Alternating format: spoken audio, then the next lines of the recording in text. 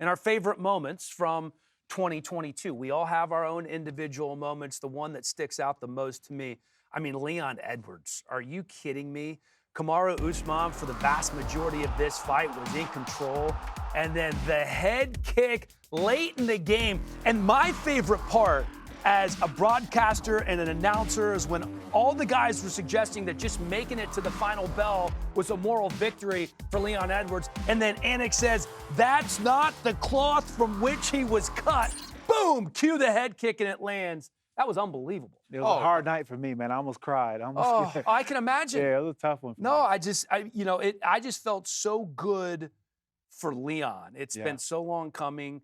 And, I feel like Kamaru's obviously going to be back and have a shot and start that. But he was so close to GOAT status, I guess. And that's what.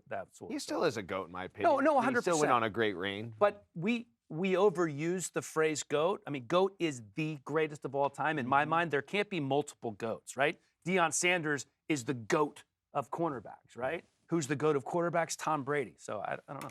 Yeah, after the fight, my favorite moment is when he gets the microphone. And I was there in the building. Typically after fights, everybody's leaving and rushing out. Everybody stayed. Everybody stayed to listen to his interview, and it was incredible. Can't put into words, Joe. It's been a long fight for 4 years. The old doubted me said I couldn't do it. The old said I couldn't do it. Look at me now. Look at me. Half a pound. Headshot down. That's it. Powerful stuff, man. Incredible. Yeah. Like he said something in that post-fight, like later on as he continued to go, crowd was going in. I got the chills right now just listening to it. But he said, the belt belongs to nobody. And that line has stuck with me ever since. We just seen Yuri Prohaska loses the title, then the Bacon title fight, and then now it's Glover Teixeira and Jamal Hill. Like, he was so right. The belt belongs to nobody. You're just holding on to it for a minute.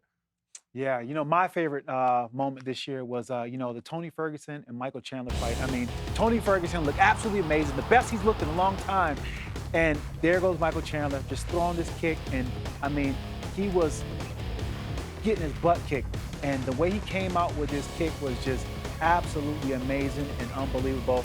Tough break for Tony, but great finish. Yeah, it was a great finish. And unfortunately for Tony, he's kind of been on the back end of some of the greatest moments that we've perceived from this last year. And mine has to be, it's not just UFC 279. I want to talk about Nate Diaz's departure from the UFC. I mean, you don't really see a guy he kind of, as the cards kind of fell apart, things came together for him. He was supposed to fight Khamzat Chimaev. And, as all the drama unfolded with 279, he lands into a main event with Tony Ferguson, and he gets to go out on a win. And a guy in Nate Diaz that's put on so many great fights for us as fans, as fighters, as analysts, as producers. I mean, Nate's provided us great sound bites. He's given you everything you would want from a fighter, everything you would want from a superstar.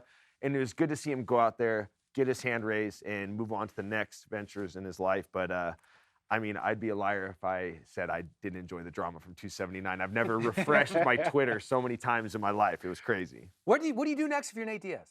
If I'm Nate Diaz, just explore your options. I mean, if you're everybody wants to be in the Nate Diaz business. So whether he wants to box, whether he wants to do jiu-jitsu, whether he wants to move on to MMA, any of that stuff, the doors are wide open for him. And even the door's wide open for him to come back. So whatever Nate Diaz wants to do, he's going to do. No, he was always going to be in the spotlight. The Nate Diaz watch will be on, certainly, to find out what he does next. Thank you for watching ESPN on YouTube. For live streaming sports and premium content, subscribe to ESPN+.